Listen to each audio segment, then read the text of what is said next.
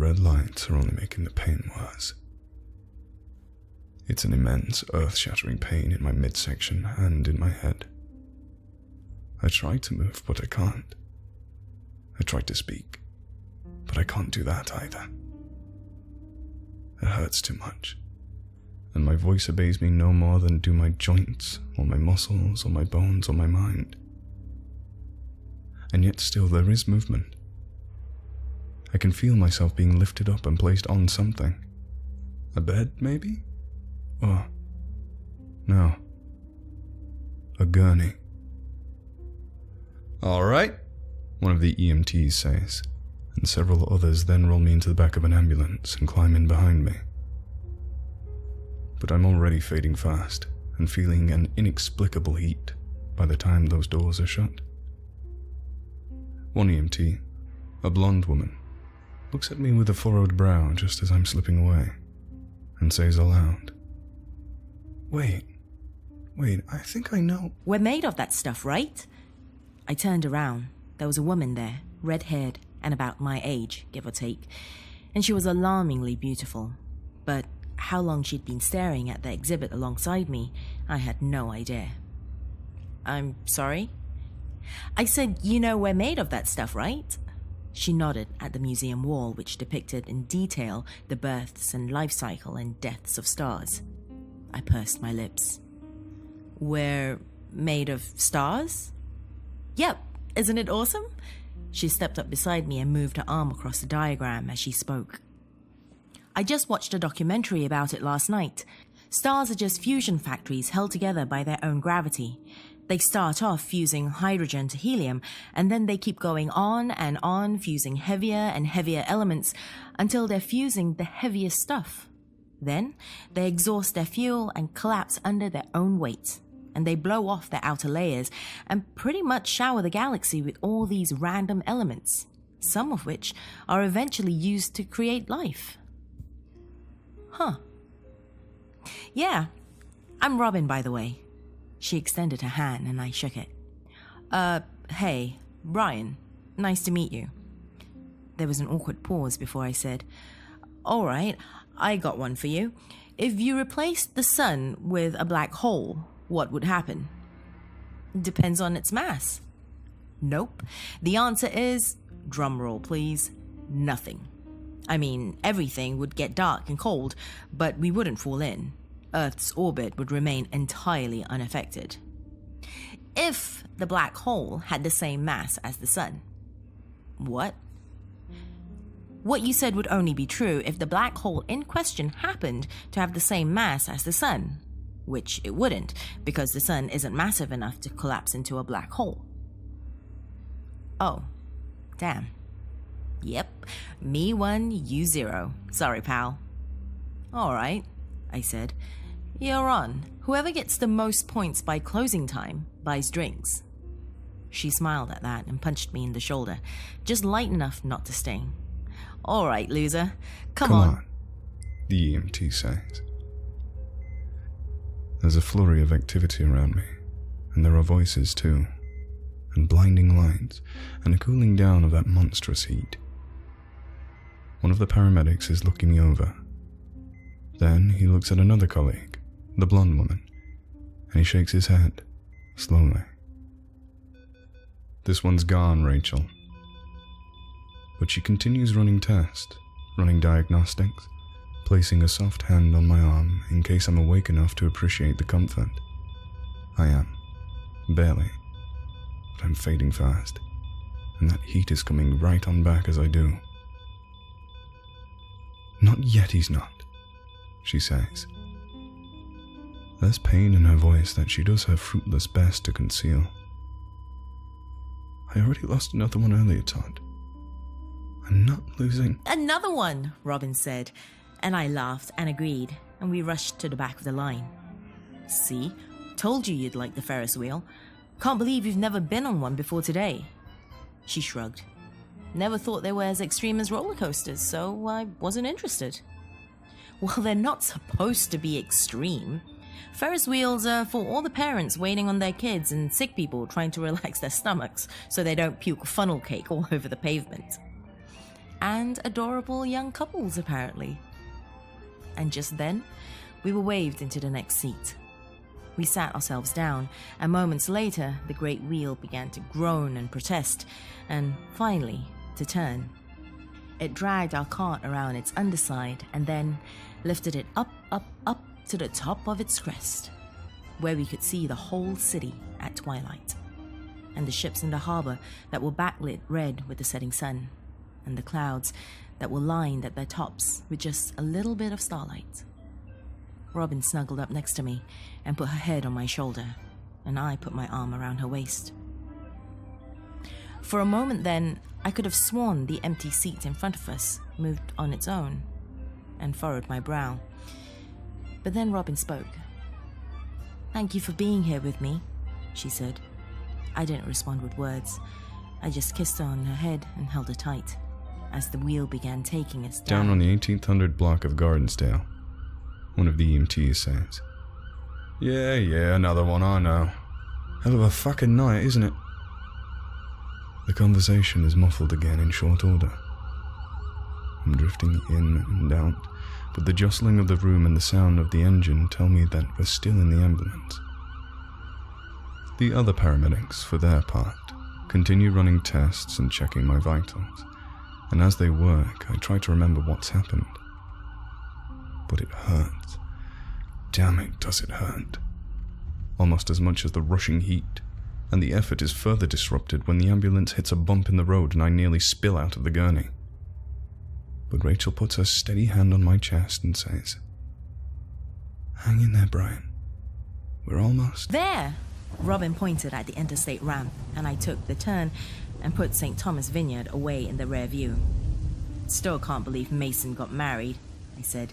"He's only known that girl for what, a year? Less?" Robin shrugged. They were in love. They hardly knew each other. They don't know if whatever they're feeling is genuine, lifelong love, or just new relationship googly eyes that hasn't worn off yet. I guarantee it, and I'll put money on this. They'll be done within a year. Just watch. "You don't know that," she said. There was a brief pause, and then she added, "We've been dating for 2 years. So how far off do you think we are?" I shrugged. "I don't know. Haven't really thought about it." "You haven't thought about it at all?" "I mean, of course I've thought about it. I don't know if we're ready, you know?" I looked over at her, but she just stared out there at the rain with her chin in her palm. So I continued. "Think about it like this. People prepare their whole lives for jobs, right? They start going to school as soon as they can talk, and they're not done until they're in their 20s. And it's all so they can get a piece of paper that says, 'Hey, hire my ass, I'm smart enough to work.' But marriage? Nobody trains for that shit. People just hook up and say, 'Hey, we're 25 or 28. You're cute, I'm cute. Let's spend $15,000 on a giant ceremony, then live as glorified roommates for 5 years until we're both fat and hate each other and get divorced because neither of us knew or cared how much work this thing would require.'" There was a longer pause then, before she said, with a degree of seriousness I wasn't in the least bit prepared for, "Is that where you think we're headed? Glorified roommates?" Quickly, I calculated an avenue of retreat, but I calculated wrong. "No, not you," I said. "Not us. I mean, most people, you know? Most people just dive in and either get divorced or stick it out until someone gets heart disease. The divorce rate is more than 50% now in the US, but the 'I don't love you anymore' rate, shit, that's probably close to 90 by the time everyone hits middle age. I just want to make sure you're the right person, you know?" If there were ever words I wish I could have taken back, it were those 12. She said nothing, but I saw her reflection in the window, and the little tear that welled up in the corner of her eye said more than words ever could. "Listen, that came out wrong. I just meant, can you drop me off at my car, please? I thought you wanted to come over. I don't feel good. Please?" And we drove in silence for a while, as the rain picked up its pace and fell in sheets and in torrents. After another 20 minutes, I made the turn onto my street and parked. And once I did, she got out without so much as a glance and walked across the road to her own car. I ran to follow. "Robin, wait!" I grabbed her lightly by the arm. It was slick with rainwater. "Talk to me, please. What do you want?" I blinked. "I want you to talk to me. No. I mean, with us. Where do you want this to go?" "Where do I want this to go? I want to be with you. Listen, I didn't mean to imply that I don't want that. I just want us to be smart about it, you know?" "Well, maybe love isn't something you can calculate on a fucking spreadsheet, Brian." She was shouting over the cacophony of the storm. "Maybe it's just this thing you feel, you know? And maybe it doesn't make any damn logical sense. Maybe it's not supposed to. But that's part of what makes it special. It's an adventure. It's a jump off a cliff with me type of thing. And yeah, sure, not everyone survives the fall, I guess. But if you find the right person, then a jump off the cliff with me type adventure? Come on, Robin. We're not writing up a damn dating website profile here. This is real life. There are kids involved, and finances, and house buying, and mortgages, and all that shit. Not every day is some cute little romance comedy. This is half your life we're talking about. 2/3 even, okay? All I meant was that you have to be prepared for it. I thought we were prepared. What do you mean?" She dug through her purse for a moment and then held up a ring that was brilliant, even covered in rain. I felt my heart skip at least a full beat. "Is that, It was my mom's," she said. "She gave it to me before she died. She said, 'Find your partner in crime, Robin. Find someone who'll sweep you off your feet and jump off a cliff with you.'" There was a pause before she added, "And at the time she said it, I thought I knew exactly who that person was." I tried for a moment, but I knew, beyond the shadow of a doubt, there was no combination of words in the English language that could be strung together to write this ship. "Goodbye, Brian." She kissed me on the cheek and rubbed the back of her hand down it. And then she turned and got in her Civic and drove off until I couldn't see her taillights at all through the pouring of the rain. "Rain's coming down hard, boys," another of the EMTs said. "Careful when you unload him." There were grunts of acknowledgement, and then the back of the ambulance flew open and the sound of storm utterly exploded into it. I felt the rush of wind and the rain pelting my skin in sheets, and together they helped a bit with the oncoming heat that still I couldn't place. And then I felt movement. The gurney dipped and hit the pavement while the paramedics held me tight to its form. And then there were shouts, and lights, and running feet, and then the hospital door. "Open!" I shouted. The man behind the counter looked at me with a furrowed brow. I shouted it again over the sound of rainfall through the glass. I said, "Are you open?" And then he pointed at the sign saying the opposite and went back to reading. But I wasn't taking no for an answer. I dug out my wallet and pulled a 20 from the fold and slapped it flat against the glass. Within seconds, the paper was soaked with rainwater. But it got his attention, and once he saw me there, he took pity on my plight, and the door clicked in a word and slid open. "Make it quick, man." I know, I will. Thank you so much." I ran down the aisles and then, true to my word, made it back to the counter in less than a minute. The man put down his book and processed the sale. "Date night?" he said, bagging the card after the flowers. I smiled a bit. "Something like that." And then I thanked him and ran back out to my car and got inside and took out the card and scribbled on its inner sleeve the words, "Jump off a cliff With me! A doctor running alongside the cart motioned to some nurses in the hall, and they ran to follow. He turns to the EMTs. "Is he stable?" "He's slipping. All right, swollen, beating slowly." "Not good. Mumbled something about being too hot earlier. But if anything, his temperature's too low." Someone shows the doctor a chart. He reads it as he runs, and his face is grim. "Shit. All right, Let's move!" I shouted at the car I'm passing. "Just a little rain, assholes!" But it wasn't. It was a lot of rain. Sheets and buckets and torrents of it, in fact. It'd long since turned into dirt and mud, and it swept up against my windshield like an ocean surf. And the road was slick with little rivers of it that ran down past the pebbles. I was going far, far too fast for such conditions, but I didn't care about that, the doctor said. I just want to get his fluids up, Rachel. The woman from the ambulance runs up and discusses my condition in harsh whispers with the doctor. As I fade, and as the damn heat floods back on in, it becomes impossible to hear what they're saying. But it's abundantly clear from the body language that she hasn't given up. Hope for a reunion with these guys? Well, Bolin and Snake say they're against it entirely, so that doesn't bode well for fans. But look what happened with... I switched the radio off, and then wrapped both hands around the wheel with such force the knuckles turned white on the grip. The car hit 70 miles per hour, 75, 79. The windshield wipers were flying, but they weren't going fast. Fuck! I slammed my foot on the brakes as the lights of activity in the road came in out of nowhere from the rain. The car jolted and shuddered and fought for traction with the pavement, and I felt the tires squeal and the metals of the car grind in protest. I don't care if he wants to protest, the doctor snaps back.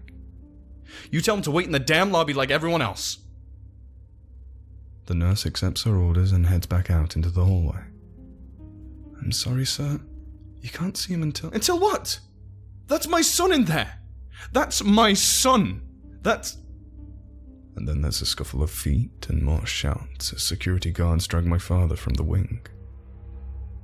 Rachel pauses as she hears the shouts, and then her eyes well up a bit with tears, and she looks at my face and appears to realize something.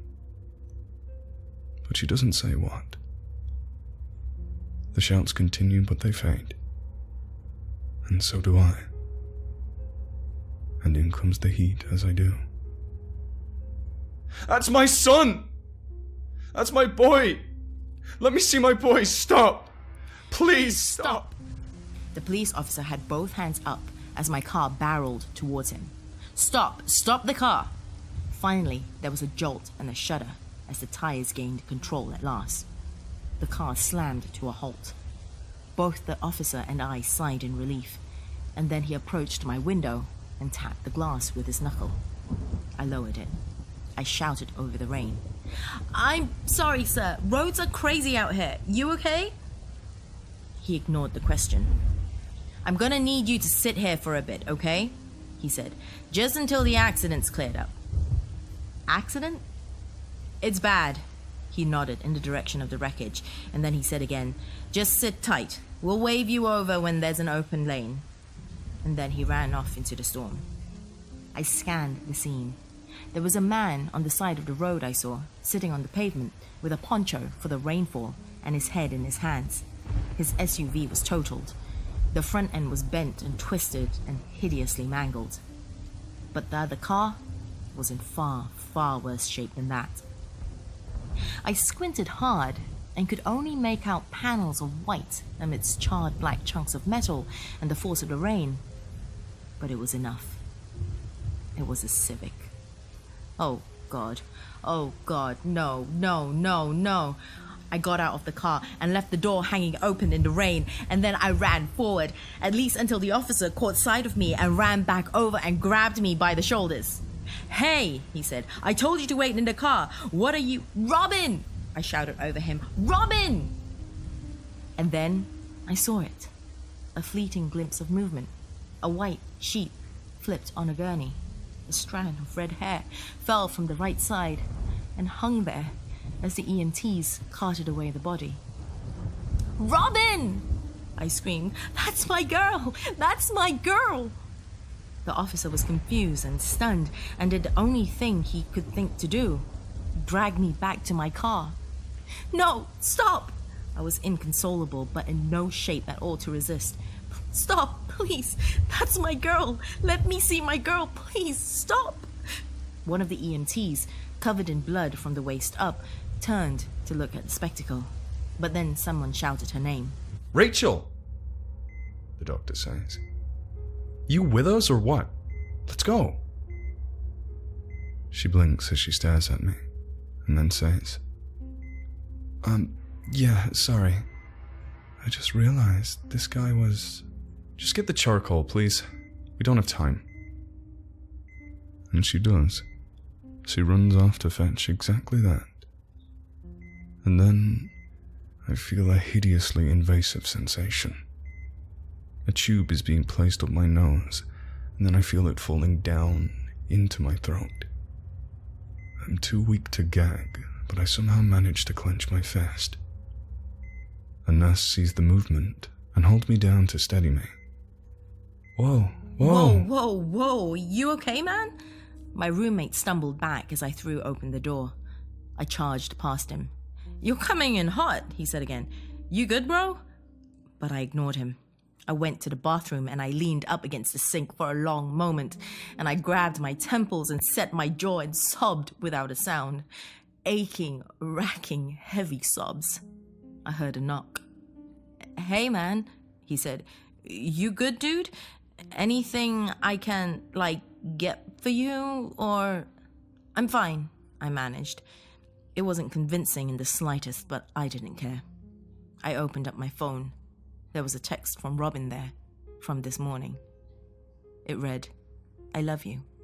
And they were all at once the most beautiful and the most painful words I'd ever read. I love you. I love you too. I'm coming. Hang on, baby, I'm coming. Then I backed out, and I found my dad in the contacts list and typed, I love you, Dad. Moments later, I got a response. I love you too, son. You okay? But I ignored it, and then I threw open the cupboard, and I grabbed an old bottle of pills. A nurse said. Swallowed the whole damn thing. Lucky his roommate called in when he did. But the doctor is incredulous. Well, that remains to be seen now, doesn't it? Then he turns to the door. Rachel? I got it, I'm here. All right. Fingers crossed, people. Let's see if we can't save a psycho. There are isolated chuckles. Rachel, though, almost snaps at her superior for the insult. But then someone says, here we go. And then there is thick, wretched black stuff funneling down that tube and down into my throat. I'm almost desperate enough, but not quite strong enough to resist. I can feel it sliding and hitting the bottom, and pumping and pulsing. My heart rate is erratic, my breathing is erratic. My ability to comprehend the situation is every bit as erratic. I struggle as much as I can against the restraints, but all my effort and all my strength of arms muster up not more than a faintest whimper. But Rachel hears it. She moves to my side. She holds my head and says, in a soft enough whisper that only I can hear the words, don't follow her, Brian. Don't follow her. Please, Jesus. I need him here. I need this win. But I begin to fade all the same. One by one, as the spikes on the EKG slow to sporadic pulses, I see the nurses turn to each other and shake their heads. One by one, that is. There is only a trembling Rachel there, and she's holding on for me tight enough for everyone in the room. Colin, the doctor says, just as the darkness swirls in and I feel like I'm starting to fall away. The conversation carries on as I pass. 2:32 a.m., one nurse says, but I can hear Rachel screaming in protest. No! He's not gone! There's still time. There's still time to save him. There's still... But she's wrong. I'm already gone. Her voice and her face. Those things are behind me as I pass. They're fading away into the darkness that consumes me, and swallowing me whole and throwing me to the wind. And just when the magnitude of the situation dawns on me, then comes the heat. There are monstrous amounts of it. It rips and tears and scorches and scalds. And had I the ability to scream out or even breathe, I would have done so until my throat was hoarse. But then there was a new pain, a different pain. A hand reaches out of the blackness, and it grabs my left side forearm with such mighty force the resulting pain eclipses that of the heat, and the nails of that hand rip through the flesh. And then I'm being pulled, and there is a rushing wind. It's cool and refreshing and beautiful. And suddenly I'm somewhere else entirely. I blinked. The darkness was gone, and the heat with it, and that sensation of being devoured. Instead, those things had been replaced with starlit clouds as far off in every direction as the eye could see. But my arm stung like hell all the same. I looked at it. There were nail marks I saw, 4 deep cuts beneath the inner wrist and a 5th on the side, in the shape of a hand. They bled a bit, and then I heard an all too familiar voice. "You okay?" I stood up slowly, and I turned, holding my damaged, stinging arm while I did it, and said, "Robin? Robin, what was that? That darkness and the heat, and that it's where you would have spent your eternity, Brian, had I not pulled you out." I had no words other than the weakest thanks. "You know," she said, holding her own arm, "suicide's not exactly what I meant by jumping off a cliff." I blinked again and took a long, deep breath. "Yeah, I guess I didn't think things through. Not sure you fully realize how much of an understatement that is." "Well, maybe I don't, but you know what? I'd do it again, Robin. I'm serious." She nearly rolled her eyes, but I doubled down on that sentiment. "What I said out there on my street, I'm sorry.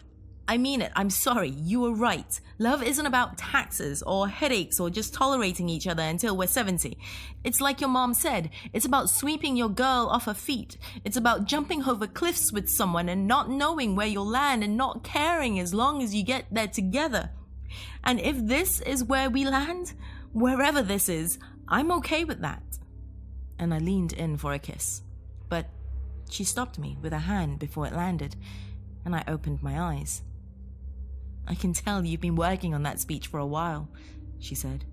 "Over and over in my head in the car until I got to the scene of the wreck." I looked at the ground and then back up at her.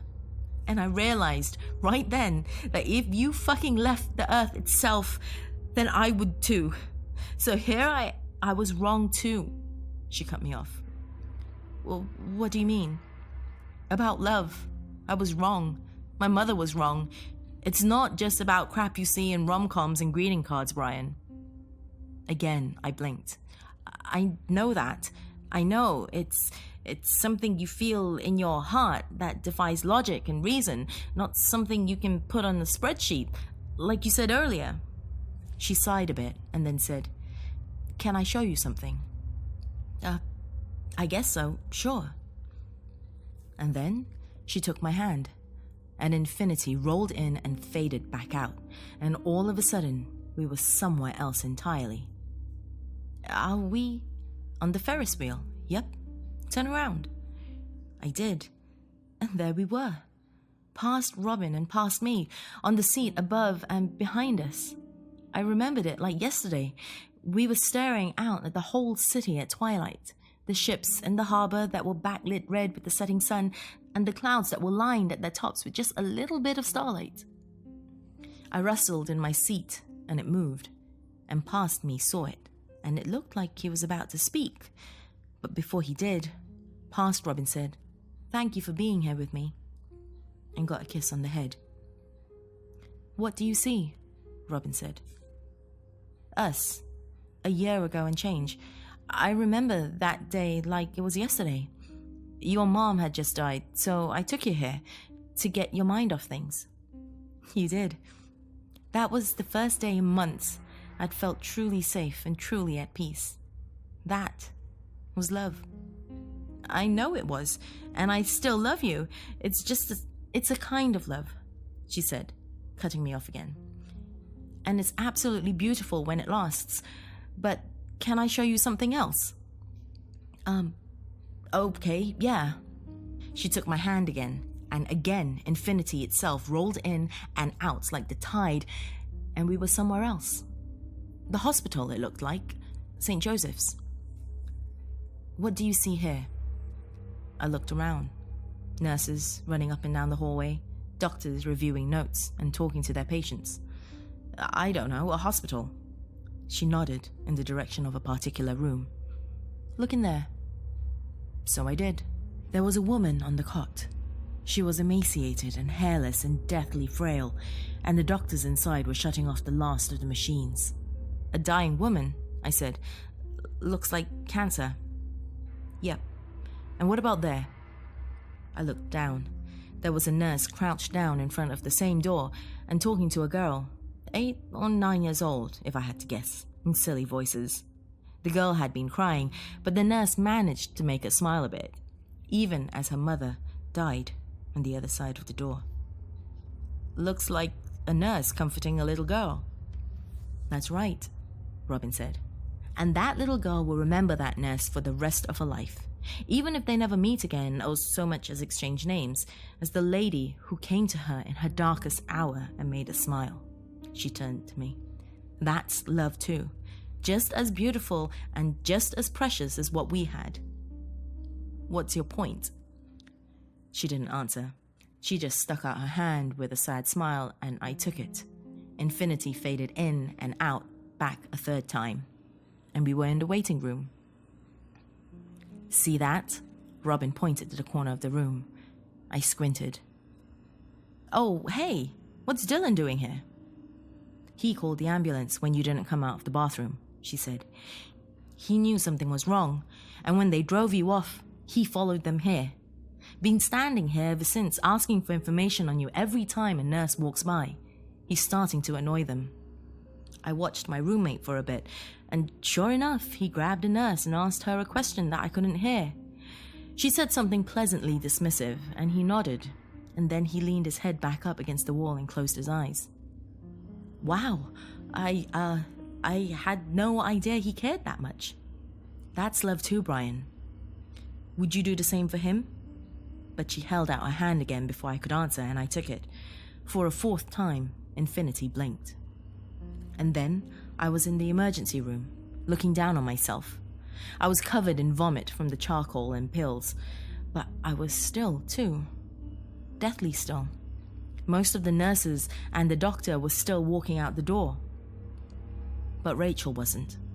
She was crying openly now, making no effort to hide it. She reached for something. A needle, it looked like, or a syringe. What's she doing? You'll see soon enough, Robin said. But that there? That's also love. She held out her hand once again and said, one more. And I took it.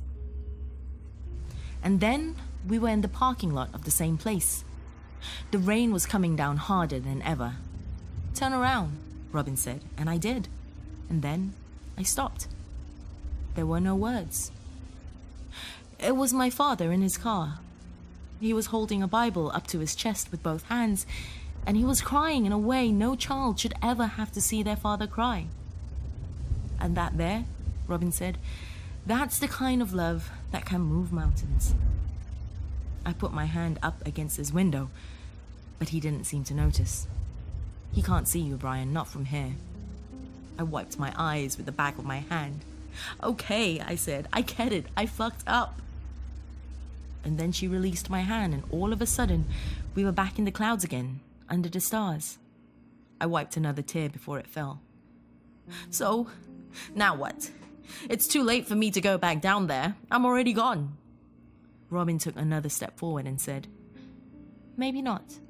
She put her hand on my temple, and my eyes rolled back. And then I saw it. Rachel and I are on a beach. A child is playing out in the surf, and the sun hits her head just right, and for a moment, it is made of gold. And then the image fades, and another one takes its place. A birthday party. I have silver hair at my temples. Rachel does too, but it doesn't matter. Our little girl is turning 10. And then that image fades too and is replaced by another and another and another, each one yielding another moment where someone loved someone else enough for it to break through the clouds and be seen forever, even if the moment itself lasted only for a heartbeat. Finally, there is an image of Rachel and myself on a porch as old as we are, and she holds my hand and says, "I'm glad you didn't follow her." And I say back, "Me too." And I kiss her on the head.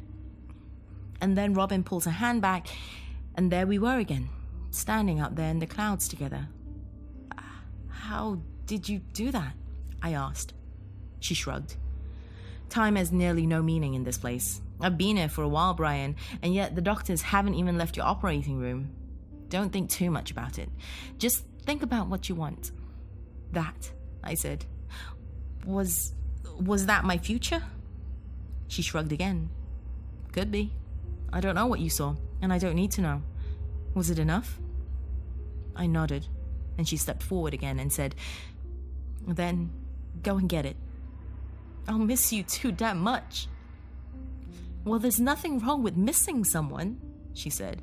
"That just means love lasted a little longer than what ignited it. So go ahead and miss me. You owe me that much. Feel the loss. Stand up to the storm like a man and memorize the pain and learn it inside out and let it roll over you in waves and run its course. And then one day you'll wake up and realize you have scar tissue where the skin used to be, and you'll be stronger than the grief ever was." I can tell you've been working on that speech for a while. Like I said, I've been here for a while. And she kissed me one last time and said, "You're made up of stars, kid. Now, go light up the world." And she was Gone, Rachel, okay? He's gone. Give up, for Christ's sakes. But I shot up right before the doctor could finish the thought, and I gasped for air, and when I did, I grabbed my chest with more strength than I had in hours. There was a needle in it, a bolt of life to the heart. Rachel broke down in tears when she saw me. "Well, I'll be damned. Welcome back to the land of the living, son. And Rachel?" She turned around. "Good work, kid. Made me proud." And he laughed. Rachel turned back to me and tried to hide a smile while she did it. "Hey there, how you feeling?" "Better than dead." There was a pause before I added, "Hey, I'm glad you got your win." She took my hand and squeezed it. For a moment she paused when she saw a scar below the wrist that looked like the result of fingernails dragging through flesh. But then she dismissed it and said, "I am too. And you'll get yours, okay? I promise you will." I said, "I know." And with that, she got up to leave the room to go save someone else's life, while I took out my phone, opened up the most recent text, and hit reply. "Am now." Hey guys, it's Mort here, and thank you so much for listening. I hope you enjoyed this amazing Feels Pasta by the incredibly talented Jessie Clark, and read by the sensational Lady McCreepster and Nature's Temper. Both of these fantastic narrators deserve your subscription, so please follow the link on screen or in the description to show them some support. Also, let me know in the comments section what you thought of this story and if you guys enjoyed. If you did, there may be more Feels Pastas in future. But anyway, for now guys, I'm going to sign off. And please don't forget to check out these two amazing narrators. Stay awesome, and I'll see you in the next one.